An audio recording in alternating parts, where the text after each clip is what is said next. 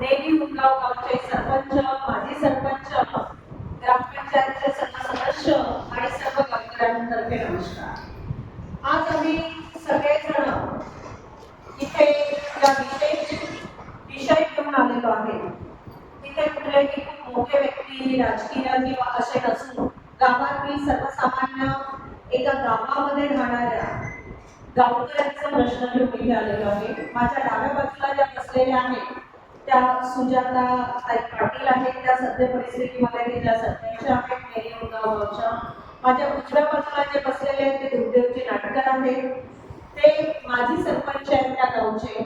त्याच्यासोबतच इथे योगेशजी जोड आहेत, ते ग्रामपंचायतचे सदस्य आहेत, सचिनजी मांगे ग्रामपंचायतचे सदस्य आहेत, रुपाली सुंदरे ताई आपण ग्रामपंचायतच्या सदस्य आहेत, सीमाबाई बंजारी आपण ग्रामपंचायतचे सदस्य आहेत आणि बाकी सर्व त्या गावात राहणारे सर्वसाधारण नागरिक। विषय असा आहे की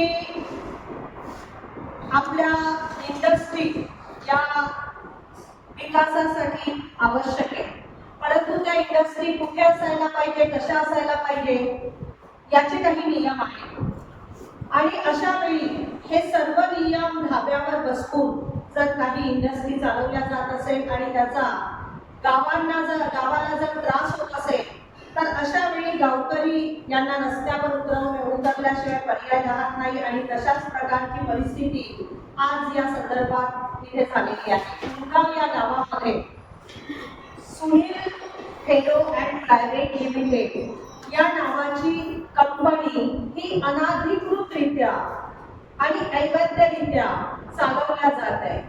ही कंपनी ही स्पॉन्ज आयर्न प्रोडक्ट करणारी ही कंपनी आहे आणि स्पॉन्ज आयर्न प्रोडक्शन हे हाय रिस्क कॅटेगरी म्हणजे रेड कॅटेगरी कंपन्यांना त्यांच्या रिस्कनुसार जे विभागल्या जाते त्याच्यामध्ये पहिल्या नंबरची आणि सर्वात रिस्क म्हणजे रेड कॅटेगरी।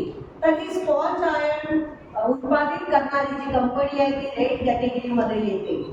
ही कंपनी मुंगावला 10 वर्षाआधी चिंतेश्वर स्टील प्लांटच्या नावाने नरेश सोनी हे चालवत होते आणि 2022 पर्यंत ही कंपनी सुरू होती। 2022 मध्ये अशाच प्रकारे गावकऱ्यांनी उठाव केला आणि त्यांना होणाऱ्या त्रासामुळे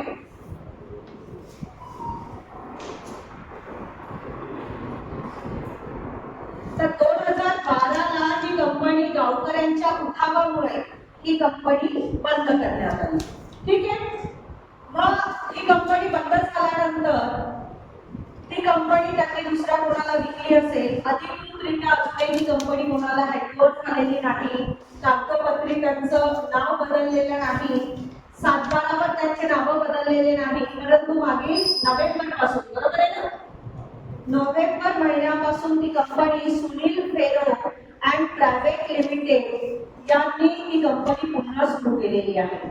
आता ही कंपनी सुरू करत असताना पर्यावरण संरक्षण अधिनियम 1986, वायू प्रदूषण निवारण आणि नियंत्रण अधिनियम 1981, त्यानंतर जल प्रदूषण निवारण अधिनियम 1975, त्याच्यासोबतच महाराष्ट्र पोल्युशन बोर्ड आणि आत्ताचा 2016चा त्याच्यामध्ये झालेली सुधारणा, हे सगळे कायदे जर आपण बघितले तर या कायद्यांच्या नियमानुसार अशा प्रकारची रेड कॅटेगरी मधली एखादी कंपनी जर आपल्याला चालवायची असेल तर ती कंपनी, त्या कंपनीचं जे गावाचं आणि त्या कंपनीचं अंतर आहे ते 1 ते 2 किलोमीटर पेक्षा जास्त असलं पाहिजे, परंतु या कंपनीपासून गावाचं अंतर हे फक्त आणि फक्त 100 मीटर आहे।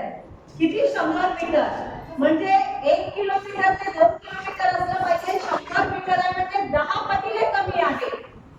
नदीचं अंतर एखाद्या अशा रेड कॅटेगराइज कंपनी पासून नदीचं अंतर हे मिनिमम 500 मीटर ते 1 किलोमीटर पर्यंत असलं पाहिजे।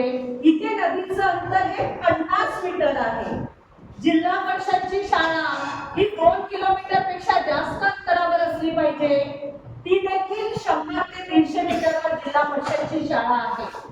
आणि हा संपूर्ण एरिया जो आहे तो ग्रीन बेल्ट आहे, कृषीचा एरिया आहे. त्या गावामध्ये कुठल्याही प्रकारचे व्यापार चालत नाही, तर त्या संपूर्ण गावाची उपजीविका ही कृषीवर आधारित किंवा मग कृषीवर आधारित जे व्यवसाय असतात, दुग्ध व्यवसाय, प्राणी यांच्यावर आधारित तिथे उपजीविका आहे. आणि अशा प्रकारच्या गावामध्ये ही कंपनी अनाधिकृतरित्या सुरू असताना या कंपनीला महाराष्ट्र पोल्युशन बोर्ड यांनी इसी सर्टिफिकेट, एन्व्हायरमेंटल क्लिअरन्स सर्टिफिकेट दिलं. ते चुकीचं सर्टिफिकेट दिलेलं आहे. त्याच्यासोबतच CO certificate, consent to operate हे सर्टिफिकेट त्या कंपनीला दिलेलं आहे, ते पण चुकीचं दिलेलं आहे. कुठल्याही नियमाचं पालन न करता, नियमाची पाहणी न करता हे सर्टिफिकेट त्या कंपनीला देण्यात आलेलं आहे. आणि त्यामुळे समग्र गावकरी चिडलेले आहे. आता त्या कंपनीला सुरू करायसाठी म्हणजे एन्व्हायरमेंटल क्लिअरन्स आणि कन्सेंट टू ऑपरेट सर्टिफिकेट मिळवण्यासाठी बेसिकली ती कंपनी ज्या गावात किंवा ग्रामपंचायत अंडरमध्ये सिच्युएटेड असते त्या कंपनीला त्या ग्रामपंचायतची एनओसी आवश्यक असते. आणि ग्रामपंचायतने एनओसी दिली नाही म्हणून कंपनी मालकाने फर्जी एनओसी म्हणजे जुनी ग्रामपंचायत, फॉर एक्झाम्पल आपल्याला ती एनओसी दाखवता येईल मला. ही एनओसी आहे 2024 ची. 2024 ची एनओसी आहे. 2024 मध्ये जी बॉडी अस्तित्वात नव्हती, जे सचिव अस्तित्वात नव्हते, त्यांनी 2024 ला 22/11/2024 ची एनओसी ही सरपंच अरुण आखरे आणि सचिव संगीता भोळे यांच्या नावावरती एनओसी दिलेली आहे. जेव्हा की संगीता भोळे या 2022 ला त्या ग्रामपंचायत मधून गेल्या आणि 2023 ला अरुणजी आखरे ते माजी सरपंच आहे त्यांचं पद गेलं. आणि 2023 पासून पाटील ताई आणि यांची नवी